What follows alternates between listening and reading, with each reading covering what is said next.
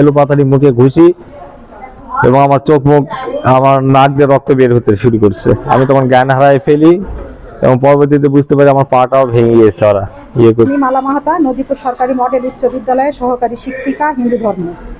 আমরা 15 সালে আমি এই বিদ্যালয়ে ঢুকি। তখন থেকে আমরা খুব ভালোই ছিলাম। তারপর থেকে যখন থেকে এই রেজাউল করিম হেড স্যার আসেন, উনি তো হেড স্যার নন, সিনিয়র টিচার, তখন থেকে আমাদের মধ্যে এই দ্বিধাদ্বন্দ্বটা শুরু হয়ে যায় এবং প্রতিনিয়ত আমরা অপমানিত, নির্যাতিত, লাঞ্ছিত হতেই থাকি।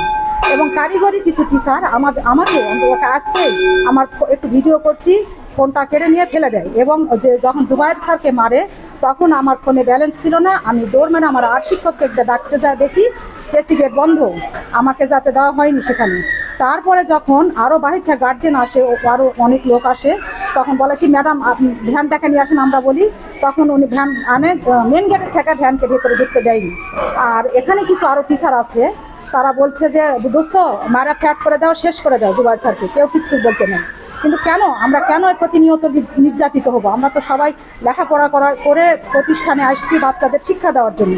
আমরা কেন প্রত্যেকটা, এমনকি আমাকে এত মানে অশালীন ভাষায় কথা বলা হয়েছে যা মানে এই ক্যামেরার সামনে প্রকাশ করার মতো আমার ইয়ে নয়। এবং প্রত্যেকটা নিয়ত আমরা নির্যাতিত। একদিন আমাকে জুতা উঠানো হয়েছে মারার জন্য। কেন আমরা এই কাজটা শিকার হলো? গ্রুপিংটা হলো জানি না, তবে আমাদের জেনারেল শিক্ষককে গ্রুপ বলতে ওরা কারিগরি শিক্ষকেরা জেনারেল শিক্ষকদের দেখতে পারে না। এবং আমি চাই যে মানে আমার ব্যক্তিগত মত, এই হেডমাস্টারকে অপসারণ করা হোক এবং কারিগরি শিক্ষকদেরকে এই অফিস থেকে বের করে দেওয়া হোক। নাহলে আমরা এইভাবেই নির্যাতিত হব এবং প্রতিনিয়ত মার খাবো এবং আমাদের লাইফ ফিক্স হয়ে যাবে। হেড স্যারকে তারা প্রতিনিয়ত মানে অপদস্থ, অপমানজনক কথা বলে। গতকাল হাজিরা খাতা হেড স্যারের রুমে ছিল। হেড স্যার বলছে এখানে সই করতে হবে। তার কথা কোন আইনে আছে বলে হেড স্যারকে অকথ্য ভাষায় গালাগালি এবং হুমকি ধুমকিতে খাতা তারা ওই রুমে নিয়ে যায় এবং হেডমাস্টারকে বলে যে খাতা এখানেই থাকবে, আমরা এখানে সই করবো, আপনার রুমে আমরা যেতে পারবো না। বা এইভাবে হেডমাস্টারকে ওরাই পারিবারিক বিষয় এবং সব বিষয়ে তারা প্রতিনিয়ত হেডমাস্টারের সাথে খারাপ আচরণ করে। আজকে হেড স্যার সকালে আসে 10টা 20-এ, অনেক শিক্ষক 10টা 20 মিনিট, 10টা 15 মিনিট, 10টা 30 মিনিট আসে। হেডমাস্টার বলেছে না, আমার রুমে খাতা থাকবে, কে কখন আসতেছে আমি এটা দেখতে চাই। এবার সিমলা ম্যাডাম খাতা সই করেছিল সেই সময় 10টা 20-এ। তখন খাতা নিয়ে টানাটানি হয়, তখন আমরা ওখানে উপস্থিত ছিলাম। ওরা মানে উত্তেজিত গলা হেডমাস্টারের সাথে তারা উত্তেজিত কথা বলতেছিল। এই অবস্থায় যায়, তখন সাইড থেকে জুবায়ের স্যার আসে, এখানে আসে উত্তেজিত হয়। ঠেলাঠেলি করার পর একসময় আমার মধ্যে ঠেলাঠেলি হয় এবং সেলিনা ম্যাডাম আমার পিছন দিক থেকে প্রচুর মারে। এই প্রেক্ষিতে তারপরে একসময় জুবায়ের সাহেব পিছলে পড়ে যায়, ওখানে পিছলে পড়ে যায়। এই অবস্থায় হেড স্যার আমাদের টানে নিয়ে চলে আসে। আমি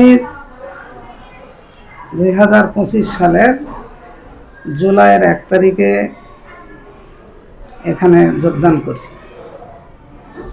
যোগদানের দিনেই আমার টেবিলের সামনেই জুবায়ের স্যার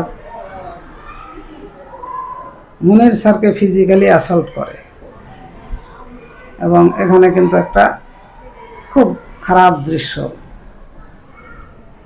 এক্সপিরিয়েন্স করি। তাতেই বুঝতে পারি যে এই প্রতিষ্ঠানে খুব জটিলতা আছে। আমার মনই ভেঙে যায়। প্রতিষ্ঠানটা ভালোভাবে গড়িয়ে তুলব, ভালোভাবে চালাবো। আমি দূর থেকেও স্কুল কিন্তু ঠিক মতো করি, সবার আগে আসি, একটা ডিসিপ্লিন ওয়েতে নিয়ে যাব। আমি কোনো রকম অলসতা, কার্পণ্য, অবহেলা কোনো কিছু করি না। এখানে আমি আসার পর দেখলাম যে টিফিনের পর বাচ্চাদের রশিদে বাঁধলেও আটকানো যায় না। মনে করলাম যে টিফিনের পর সংক্ষিপ্ত সময় দিয়ে তাড়াতাড়ি আমি 6টা পিরিয়ড যদি করে দিতে পারি, ডিউরেশন না কমাই। ডিও সাহেবও তদন্তে আসছিলেন, ওনারাই আমার বিরুদ্ধে বিভিন্ন তদন্ত দিয়েছিলেন, মানে অভিযোগ দিয়েছিলেন। তার প্রেক্ষিতে 2বার উনি তদন্ত করে গেছেন। তদন্ত রিপোর্টও দিয়েছে, রিপোর্ট আমার ফেভারেই আসছে, যা সঠিক সেটাই তদন্ত হয়েছে। তো এইভাবে প্রতিষ্ঠানটা আমি একটা ওয়েল রান করাবো বা করাতে চাই, একান্ত মানে ইচ্ছা। যেখানেই থাকি আমি আমার কর্তব্য সম্পর্কে খুব সচেতন থাকি। নিজের পার্সোনাল সমস্যা যতই থাক সেইটা আমার কর্মক্ষেত্রে কখনো আমি ফেলি না। তো ওইভাবে প্রথম দিন গেল। তারপরে আমি দ্বিতীয় কর্মদিবসে যখন আসলাম, মাঝখানে 2 দিন সাপ্তাহিক ছুটি ছিল, তখন এখানে সহকারী শিক্ষক বাবর আলী আমাকে প্রস্তাব দেন, স্কুল চালাতে গেলে আপনি আমাদের গ্রুপে যোগদান করেন। কোন গ্রুপ? ওদের যে গ্রুপ, সেলিনা গ্রুপ, সেলিনা, বাবর, মালা, শাহিনুর, পারভিন। এখানে কয়টা গ্রুপ আছে? হুম। দিনাজপুর উচ্চ বিদ্যালয়ে আমি জানি না গ্রুপ, আমি স্বীকারই বা করবো কেন? আমি তো আপনি গ্রুপের প্রসঙ্গটা না না না, ওটা ওনার ভাষ্য, আমি তো বললাম না। আচ্ছা ঠিক আছে, আমি ওনার ভাষ্যটাই বললাম আচ্ছা ঠিক আছে। যে ওই বাবর আলী সাহেব তার ভাষ্য এটাই যে যদি পজিশন ভালো চালাতে চান আমাদের গ্রুপে যোগ দেন, না হলে আপনি এখানে টিকতে পারবেন না। পজিশন চালানো তো দূরের কথা, টিকতেই পারবেন না, এই কথাটা উনি বলেছিলেন।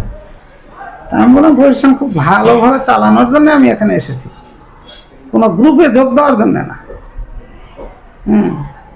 আপনারা সকলে আমাকে সহযোগিতা করবেন, আর আমি যদি কোনো গ্রুপের হয়ে কাজ করি তাহলে তো পজিশন ভালো চালানো যাবে না, এটা আমি ভালো বুঝি।